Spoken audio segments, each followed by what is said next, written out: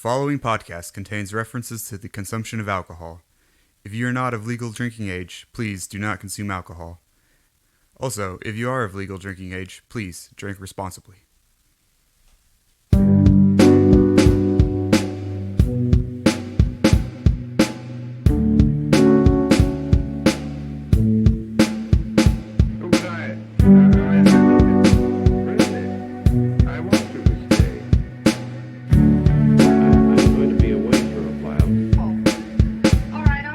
Hi, welcome to Rhetorical Magic Cocktail Hour. My name is Ryan, and my favorite Bennett sister is Lizzie.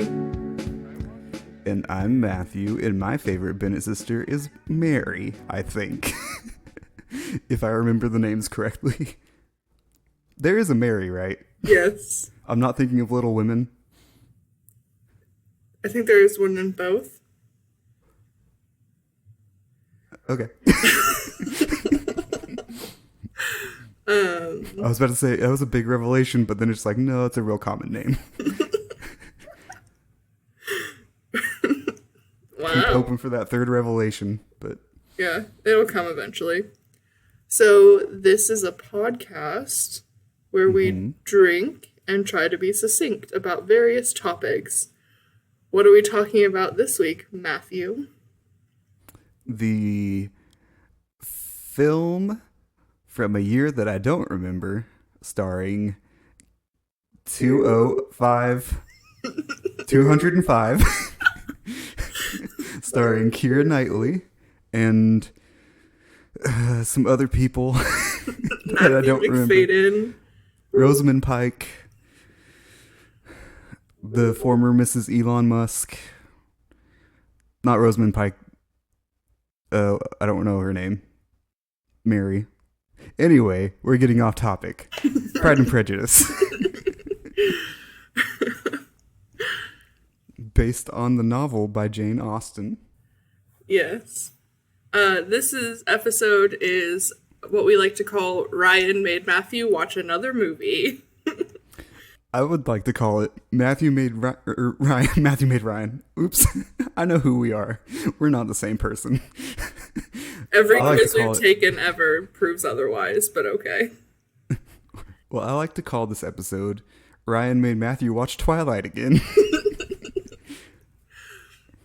I was thinking about why you owed me Pride and Prejudice, and I can't... Because I remember distinctly you made me watch a movie that was so bad that you're like, we can watch one movie that you want to watch. It wasn't Mr. Bean, was it? No, I think Mr. Bean is what got me Twilight. I want to say that this was Man of Steel. Yep. Back when I was a freshman in college. Yep. So this one's been a long time coming. Whether the listeners know it or not. And because of COVID, I didn't even get to watch it with you. Mm-hmm. And also because of COVID, today we're just drinking whatever we got, because it's starting to get zoppity again. It sure is. My hometown, I guess both of our hometown, we lived in the same place, just redid a mask mandate, thank God. Yeah.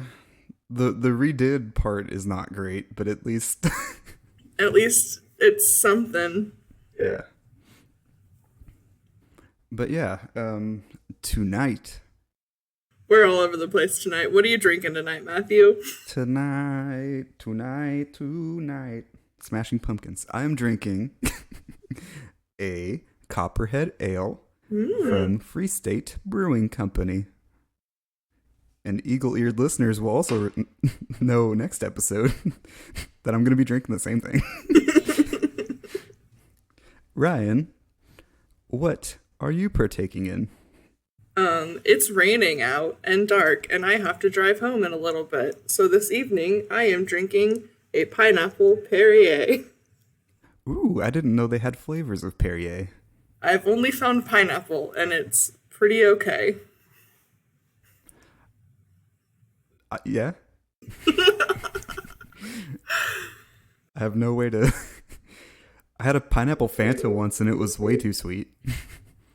That's what I feel like this is the one fruit that works really well and that you don't want like a ton of flavor. You just want like a hint. Because I think pineapple gets overpowering. So I appreciate these. These are good. They're the seltzer you want, but not the one you need. That's not the quote. What's the quote from Pride and Prejudice, the movie we're watching? Are you confusing Pride and Prejudice with Batman? Oh, did I watch the wrong movie? Did you? This is the one with Maggie Gyllenhaal and Heath Ledger, right? Yeah, no, that's it. You did right. It's the okay.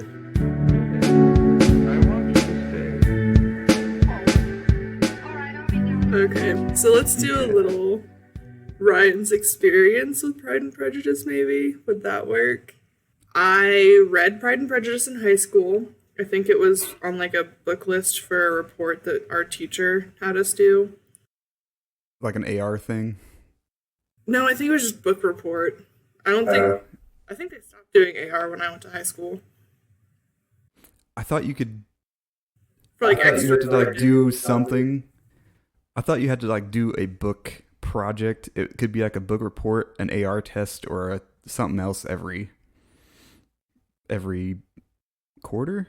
That doesn't seem like often enough. I think that when I got to school that they just switched AR to like extra credit. It was something you could do, but you didn't have to. Solid. Doesn't matter. Anyway, so I read Pride and Prejudice in high school, and I thought it was good. I appreciated it. It's a very cute story. And then my sister didn't read the book, but she was in college, and she watched the movie. And when I was in high school, I was in that like weird phase that I think a lot of girls go through, to where like anything overtly made for women is stupid. Mm-hmm. I don't know if like every girl goes through like a spring awakening, if you will. Just kidding. That we're not talking about spring awakening. No, the opposite. Actually, it's an autumn slumber. No, just like where you have like internalized misogyny. Mm-hmm. So you like don't try to like anything that's like too inherently like girly. I've gotten over it. I love that shit now. Like Hallmark movies.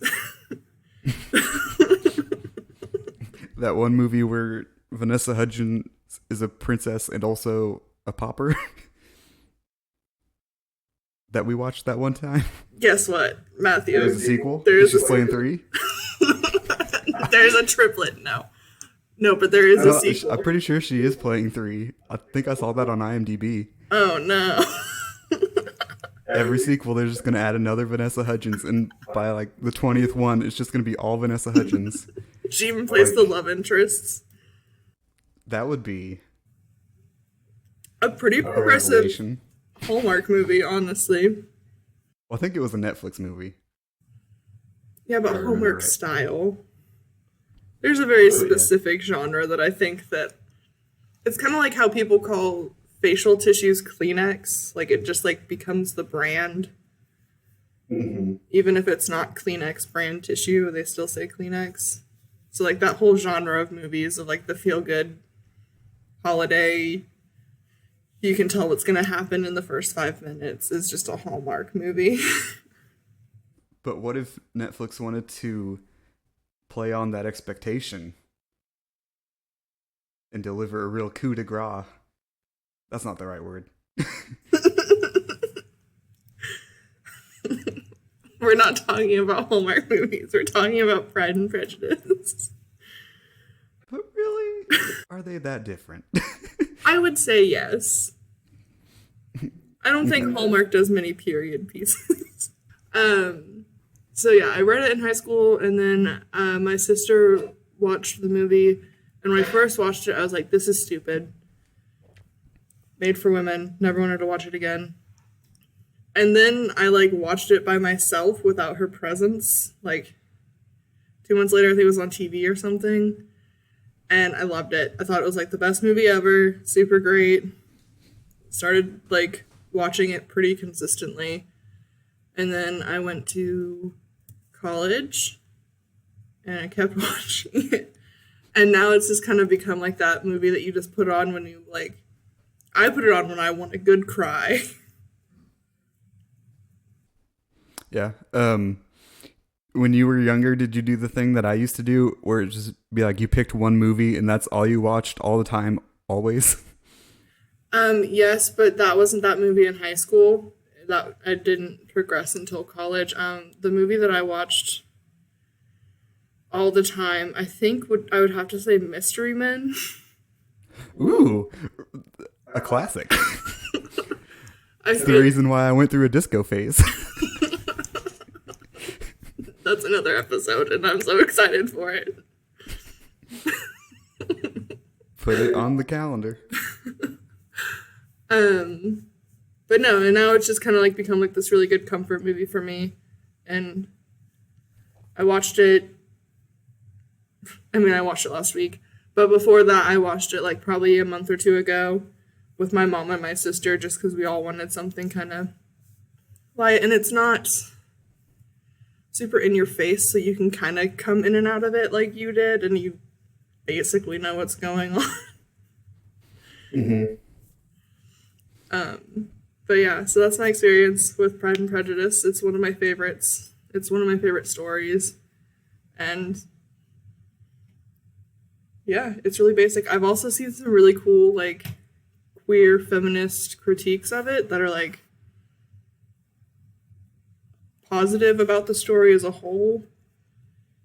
There's a lot of interesting stuff. It's a very layered film at this point, or at least people look at it layered. Yeah, I was about to say, It's not.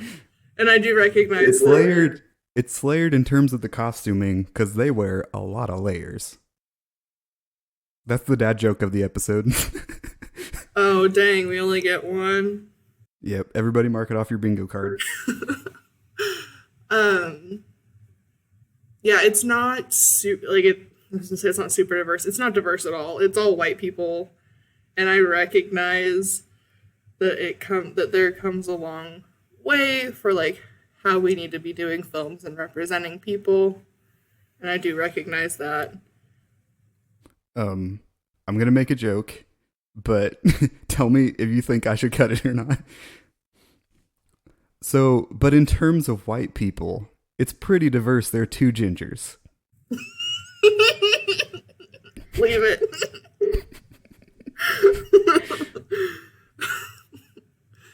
Yes.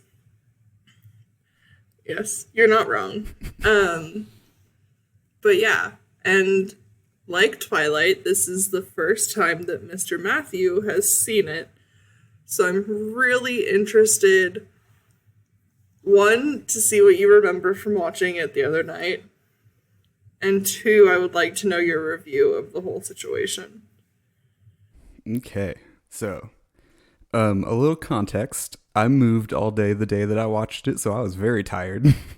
And so I didn't super pay attention to some of it, I feel like, but maybe nothing happens. Because so it opens with Keira Knightley and her too many sisters. There are too many sisters in this film. You could cut out one sister and it'd be fine. And Mr. Bingley bought the house. Do you remember what the house is called?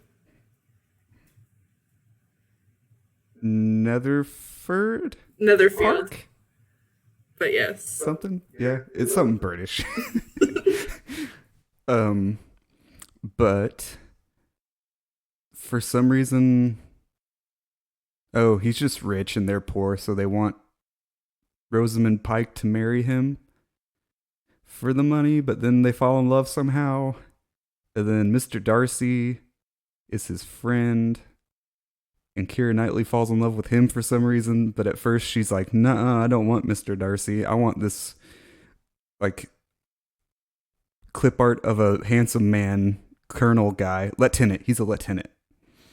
And then he disappears for some reason. Which guy? The lieutenant guy, Mr. Wickham. Mm-hmm. He disappears, and then their cousin shows up, and he wants to marry her, Keira Knightley, and he gives me the creeps, but I kind of feel bad for him because I feel like he's just like socially awkward, but he's real weird. And he proposes to her, and she says no. And then he marries her friend. I'm going to use a lot of pronouns for people, so I hope you can follow what I'm saying, because I don't remember anybody's names. And let's see, where was I? Mr. Collins marries Keira Knightley's friend. And then something happens with Mr. Darcy. I don't remember him. They meet each other twice, and immediately they're like, "I love you." And then Judi Dench is there. Oh, Donald Sutherland is their dad, so that's a plus. He's always a treat. He didn't cash in a paycheck for this movie. And then their mom gets drunk at a party, and Judi Dench doesn't love that. And then the lieutenant guy marries her sister. Judi Dench wasn't at that party. No, but she comes by as like, "Your mother was drunk and she is and your sisters are flirts or something." And that's why she doesn't want Mr. Darcy to marry her, right? No, she doesn't want Mr. Darcy to marry her because Darcy was supposed to be engaged to her daughter. Then who was mad that the mom was drunk? Darcy. Oh, yeah. I didn't pay attention to the film. You've missed some of the nuance, but I think you got the very pragmatic approach to it. Yeah, so basically, one of the sisters marries the lieutenant, and for some reason it's a big scandal. And Mr. Darcy does something to pay it off, but I didn't completely understand what happened. It was like, so here's what I understood it to be. Mr. Wickham was going to marry the sister, but he was also holding her hostage for money. And then Mr. Darcy paid it, and then they were all happy about it. Because the mom was like dying in bed, just being like, "My daughter's gone." And then the second they're like, "Oh, they're getting married," she's like, "Oh, this is great." Okay, so in high society, it is inappropriate for like men and women to like run away together. Yeah. So you can't Carly Rae Jepsen in high society? No, you cannot. And it can like ruin the stature of the whole family. So the part you're at, which is very much towards the end. Yeah, I skipped a lot. But really, did I? It's a 2-hour movie. When I saw that it was a 2-hour movie, I was like, "Oh, Jeebus, help me." And then about 30 minutes in, I was like, "This has got to be almost over." And I looked at the time, I was like, "Oh no, there's still like an hour and a half left." Okay, so you were right. Wickham is a lieutenant. Lieutenant. Because they're British. Okay, yes, he's a lieutenant. And he goes off to like, I don't know, what do they call it when it's old? He gets stationed somewhere, essentially. Mm-hmm. And then Lydia goes with like another family to like a little vacation in the area where there are soldiers. And Wickham is there. And so he and Lydia sneak off together. And it's scandalous because it's not acceptable for that to happen.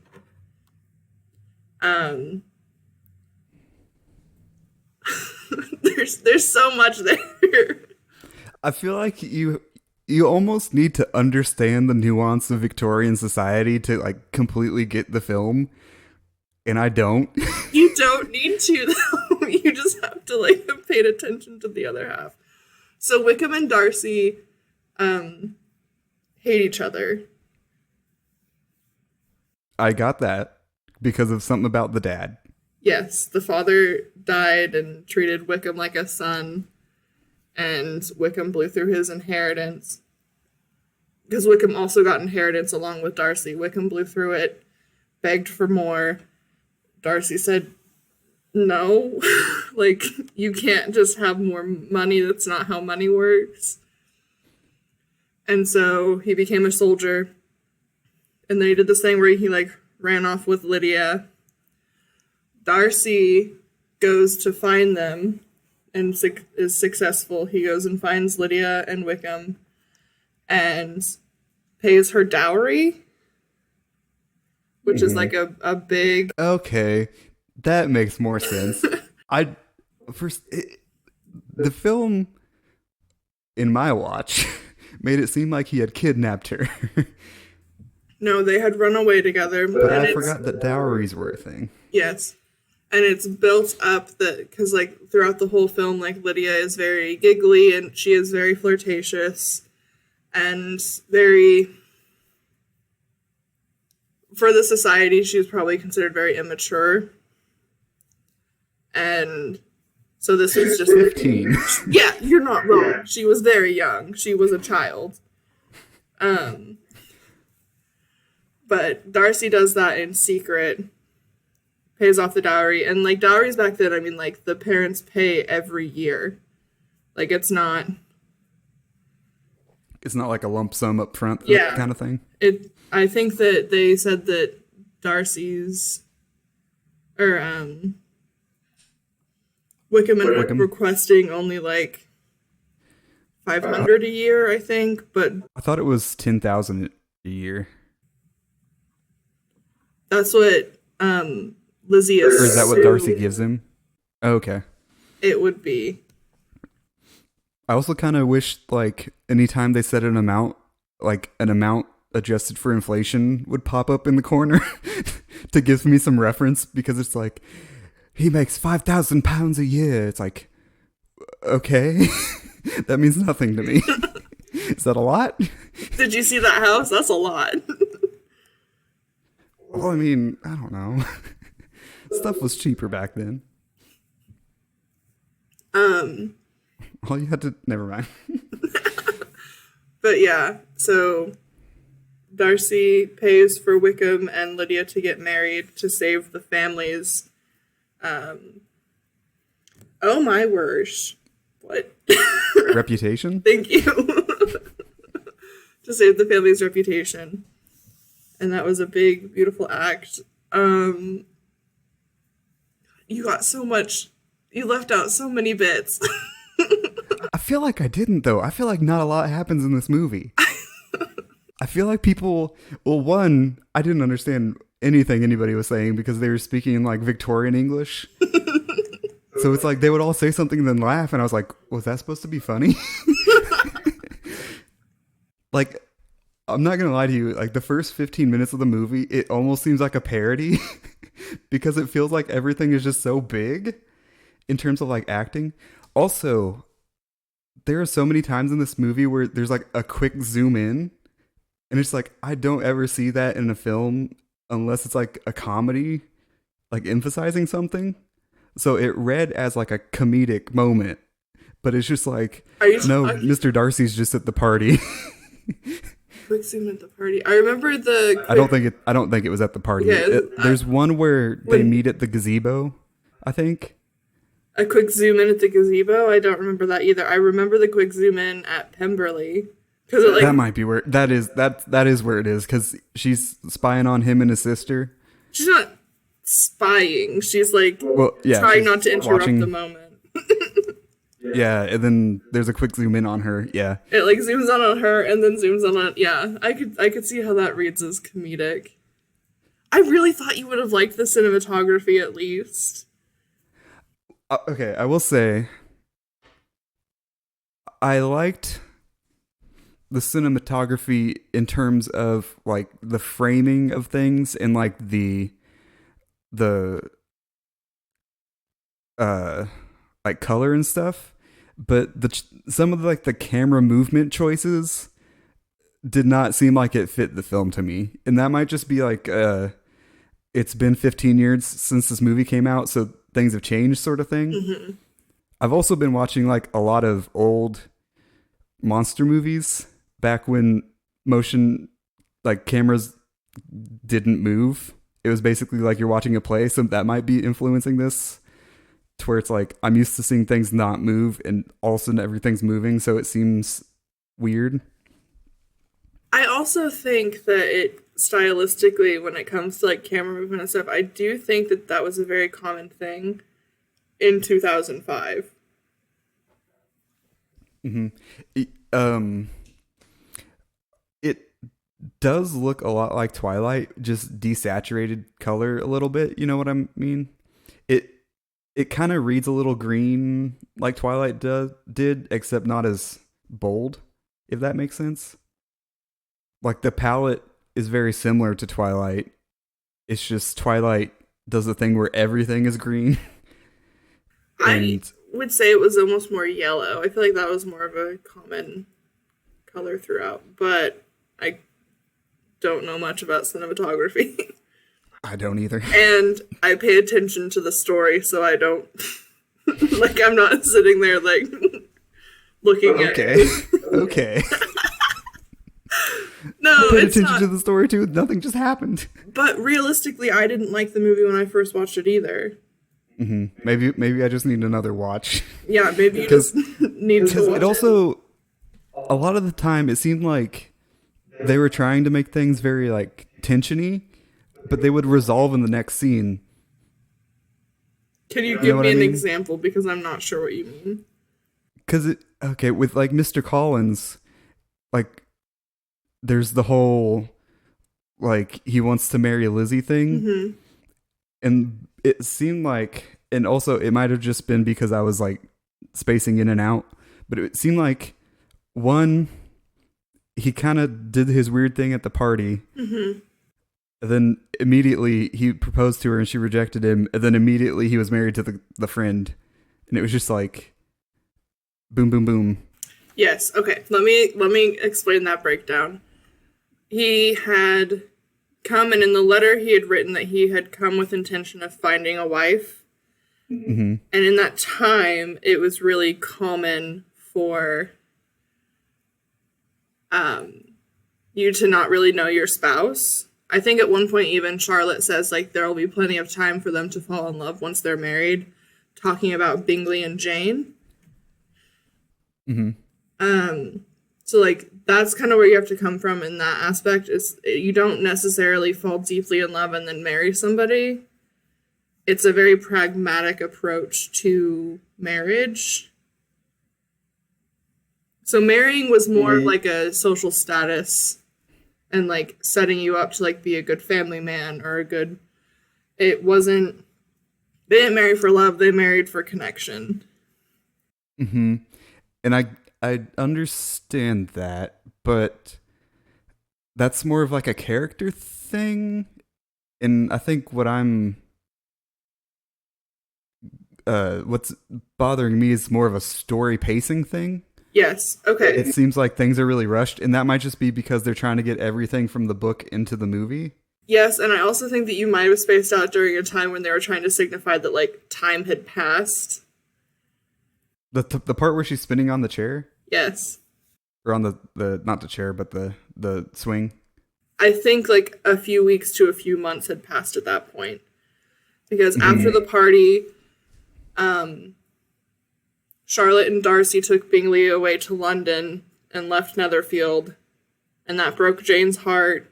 Jane went on a trip with her Aunt and uncle, and Lizzie had stayed back, and so like a lot of things had progressed. And you're right, they are having to condense a 250-page book into 2 hours, so they have to kind of speed stuff up. But yeah, like, time had passed at that point. Because, like, travel takes a long time. Like, everything takes a long time, but that wouldn't play well in a movie, so they have to shrink it down. Okay. That was another thing I was going to ask you is, since you've read the book, is it pretty faithful to the book, or is there like a lot that's sort of rushed in terms of the plot? Because I would almost guess there's more to do with the other sisters in the book that isn't in the movie, because it seems weird to have 5 sisters and then just like 2 of them get a lot of screen time, and then one of them out of the blue marries Mr. Wickham, and I'm just like, why do I care about her? I remember texting you just like, why am I supposed to care about Lydia? I know, you texted me like an outcome, and I kept saying just like, save it for the podcast, but you kept texting me more things. Because Mr. Darcy looked like he was about to shit his pants through the whole movie. He didn't. Like, he's just stoic. Stoicism is just not shitting your pants very intently. I would ask that you let me watch it with you at some point when it's safe to do so again. Because then I can give you my, like, Mystery Science 3000 version where I can, like, explain stuff as it's happening. Okay. Yeah, if I remember, it's, like I said, it's been since high school since I've, like, read the book all the way through. And I do think that there was more about the characterization of the sisters instead of just Mary trying to be good at things and being bad, Kitty being like the young kind of nuisancey one, Lydia being... Is Kitty Carey Mulligan? Yes. Not Mary. Okay. Is not Mary or Lydia. I know which one. Yeah, Mary is the one that used to be married to Elon Musk. Kitty is Carey Mulligan, and then Lydia is Jenna, what's her face? Jenna Malone? Yeah. From Sucker Punch. She was also in the great Zack Snyder film. I only saw the first one, and I wasn't super into it. I was forced to, and I did not want to. I saw it at the Jumbotron at Pittsburgh State. Because they had a thing where you could watch a movie on the Jumbotron. Jungletron. Yes, Jungletron. Whatever. I don't care. They got my money. I can say what I want. I spent so much money on a language that I already knew. Oh, man. Teachers told me to read books, and then I didn't. Vaguely paraphrasing John Mulaney. I do feel like, and I, as someone who's read the book and watched the movie, I also have not seen the earlier movie, like the late 90s one with Colin something. Firth? Maybe. I do think the movie is more accessible than the book. I don't think it's Farrell. Colin Farrell is like the Irish guy, choice. Isn't it? Yeah, it's Bullseye from the Daredevil movie. I do think that the movie is more accessible because it does give you like the visual, so you can kind of context clue it a little bit better. Mm-hmm.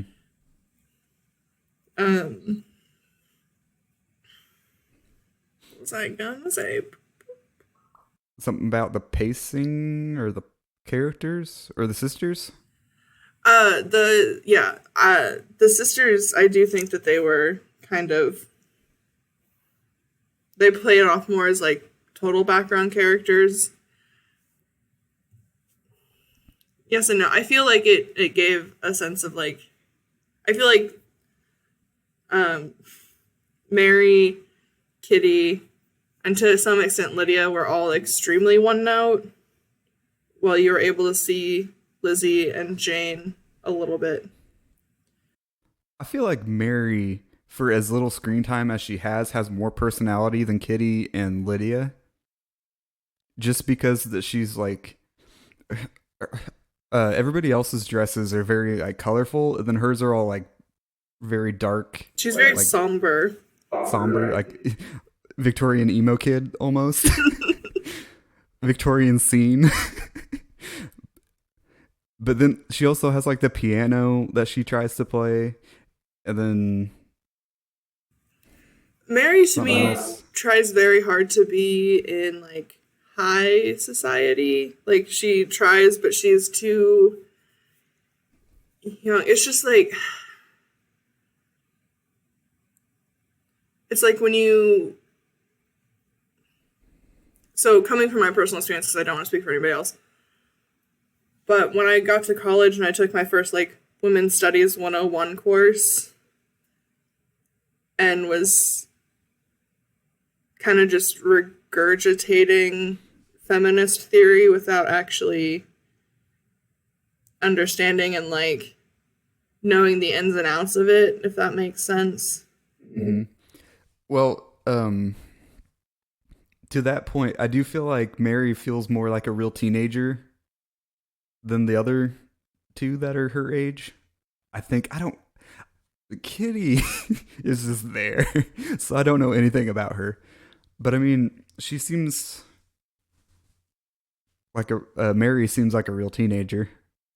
So if I have the ages right, they're all very close in age. Jane is the oldest. Mm-hmm. It goes Jane. God, if I have this wrong, I'm so sorry. I think it's like Jane, Lizzie, Mary, Kitty? Lydia, Kitty. Kitty's the youngest at 15. I think Lydia is 16. I think I think it's kind of like a one every year thing. See, and it might just be the actresses, but I felt like it was Jane, Lizzie, Kitty, Lydia, Mary. I don't think Mary's the youngest. I think Lizzie's only supposed to be like 19 or 20. So I think she says at one point, but I don't remember what she says. No, she Pay doesn't. attention. She doesn't say her age. She says her sister's age. But then she makes a comment because she gets asked her age, and she goes, I have two younger sisters out at 15. Why do you think Oh, yeah. When Judi Dench is trying to dunk on her. Yeah. But she flips it. Yeah, and there's like a lot of... You're correct in that it does play off big, but there's a lot of like subtle things in it that are like, oh shit, she really did that, huh? Oh damn, she's going for Dame Judi Dench. Oh, then there was something else I remembered, but I don't remember what it is now. I don't know. I don't think this is what it was, but Keira Knightley's eyebrows were very on point in this movie. Yes. Also, I loved the costumes. I loved the style. I wish I could pull off Keira Knightley's bangs in this movie. It's such a look. Also, I would like to say that like, I feel like Keira Knightley does very well in period pieces, because I think that she very much has that like that look about her.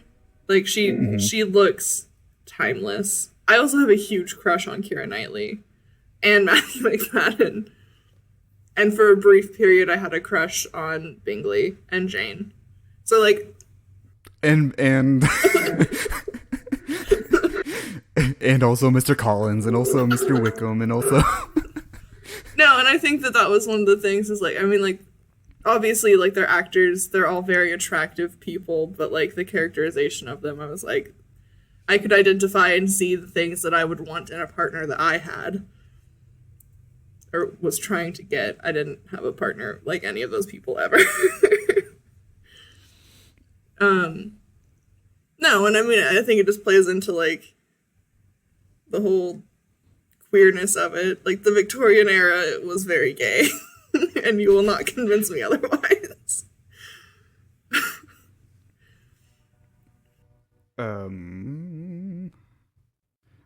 Another point. I know that everybody but Jenna Malone is British in this movie, but it all felt like they were doing fake British accents, and it bothered me. Yeah. And I think that plays into it because they did try to make it the tone more Victorian English versus the English we hear today. Yeah. Modern English. Yeah. And it does kind of get that. You were right in the fact that it does kind of get difficult to understand at times what they're saying because it's like reading Shakespeare. Yeah. If I don't have our AP English teacher there to tell us what we're saying, I don't know what they're saying. Oh man. Chaucer wrote in Middle English. Yeah. The best piece of advice I ever received in regard to reading like Shakespeare and Chaucer specifically, my dad gave me, and he said, read it out loud to yourself and say it like Shrek. Well, I almost think Chaucer is easier to read than Shakespeare, though, because it just sounds like you're saying words weird, but he still speaks normally. Shakespeare is a lot more like like poetic with how he says things, to where it's just like, I don't know what you're saying, dude. Just talk normal. Chaucer's just like, they went to the whatever with the wife of Bath. The wife of Bath was very horny. This is her tale. Uh-oh, that rude boy energy is coming out, I think. Well, if Chaucer doesn't turn you into a rude boy, I don't know what would. Ryan, we're not talking about Chaucer.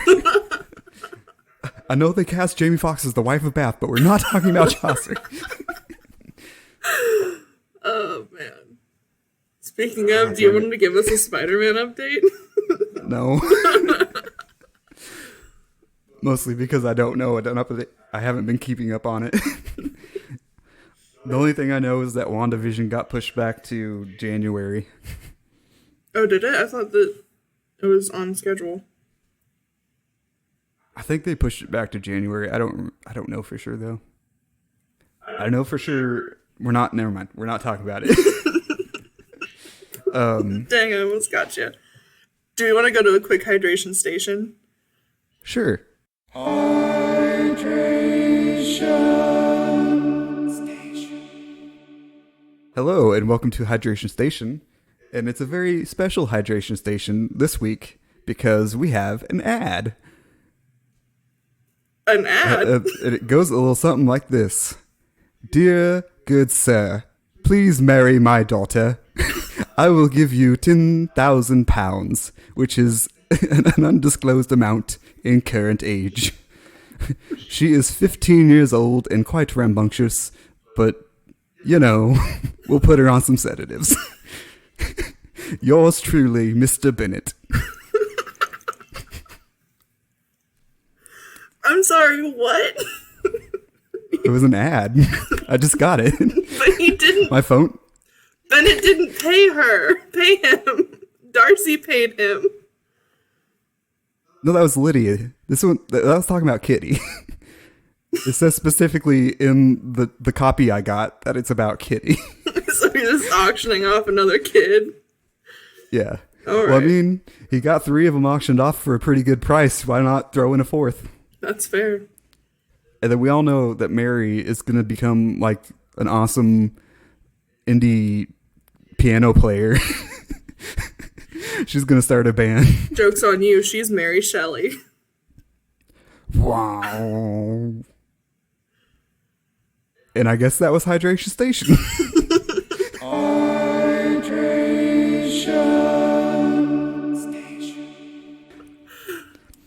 So why don't we start wrapping up? Because I realized that we're a bit farther along than I thought we would be. As it goes. As it goes. And So I think successfully we did not give away any super major spoilers. At least the ending. What would you... well, okay. Spoiler alert, though. If you haven't watched Pride and Prejudice, whatever. um, but is it me or do they not kiss ever? Who? Darcy and Lizzie. They kiss. Because when they're when they're in the gazebo thing and it's raining, like they touch foreheads. That's not where that And happens, bud. Oh my gosh. No. Oh, I forgot about the weird deck It was a field. Mr. Darcy or Mrs. Darcy thing. That I yeah. I packed that away in the don't think about it because it was weird. I thought that was a very Part of my sweet brain. moment. It was weird. No, also they Only call me Mrs. Darcy when you're happy, and then he keeps kissing her and calling her Mrs. Darcy, and it's like, is he about to finish? it was Victorian times, maybe. Is he so repressed that just kissing her on the forehead's gonna make him finish? No, okay. Yeah, maybe we shouldn't watch it together. I don't know. I will say overall, I enjoyed it. It might not have shown because of how hard I dunked on it, but I enjoyed it. Okay, I have to clarify something, and I apologize. They did not get engaged in the rain at the gazebo. That's where she denied him and refused the proposal. No, but that's the part where he's like, I love you, I've always loved you, I've only met you twice, but I love you. And then yeah, she's like, and then he has big rude boy energy and starts dunking on her family. And so she throws it back at him. No. Okay, yeah, I know what I'm combining two scenes in my head. It's the scene where she doesn't sleep and then walks into the field and he's there. Yeah. Okay, yeah. Like the quintessential. I was conflating the two. I think The Notebook has ruined my my understanding of how romantic movies are framed because it made me think like all big romantic gestures have to happen in the rain. When did The Notebook come out? Oh, that's a good question. It was after this. It was not. It came out in 2004. So Pride and Prejudice did steal this from The Notebook. Except it didn't, though. They subverted the genre. You're right. Pride and Prejudice is so good.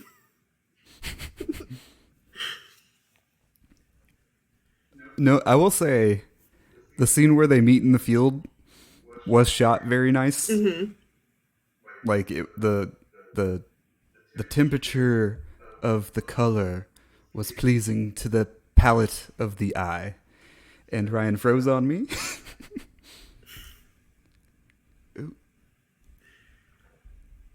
Are you there?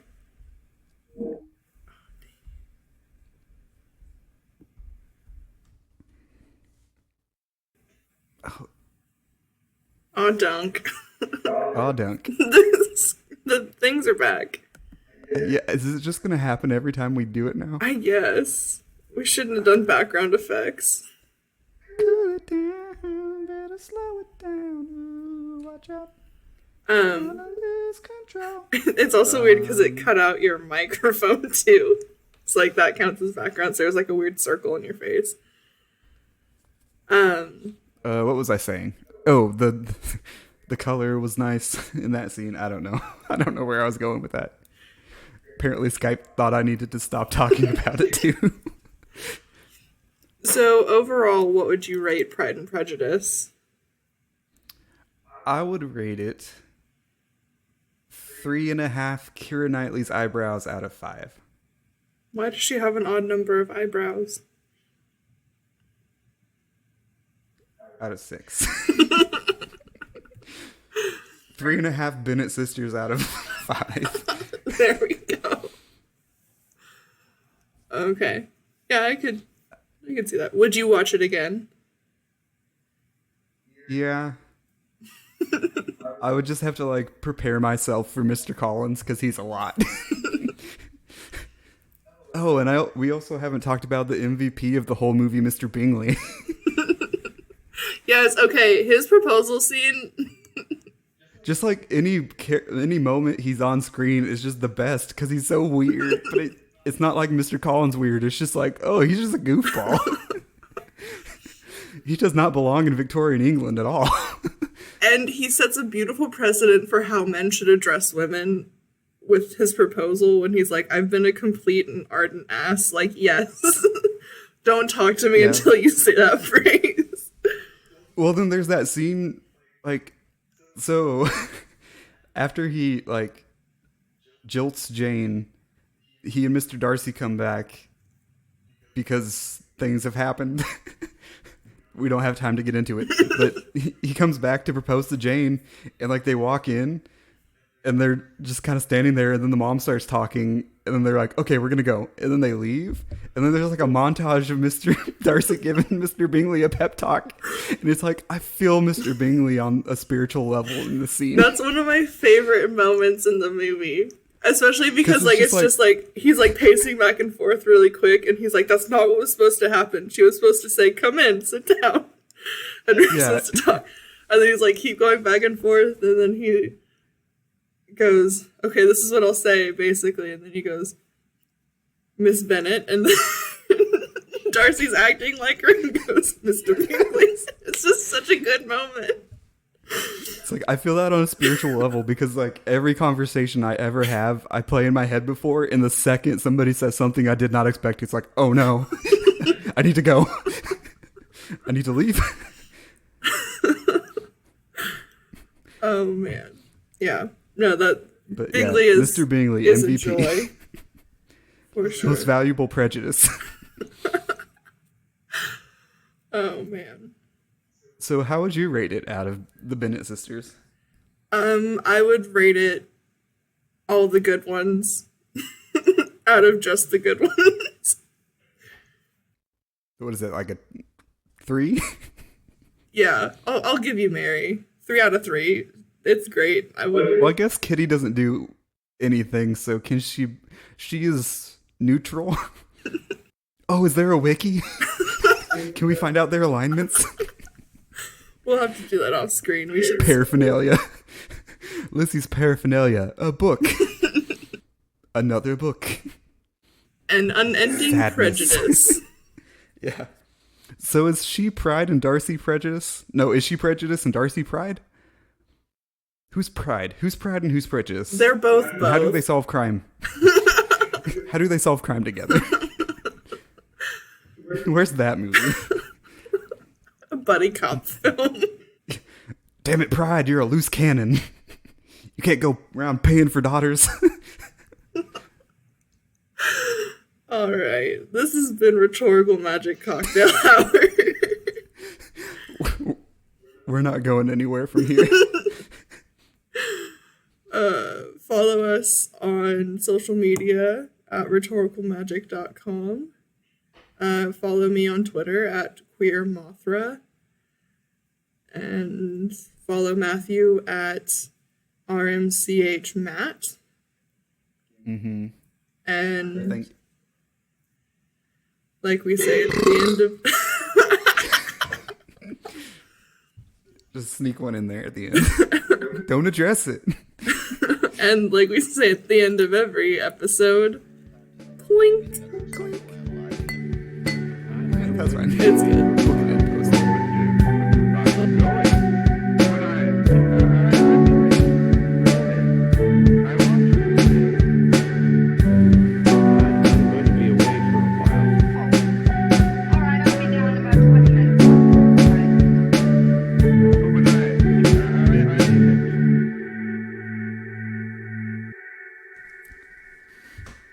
This is the part of the show where Ryan goes to get a pen and paper.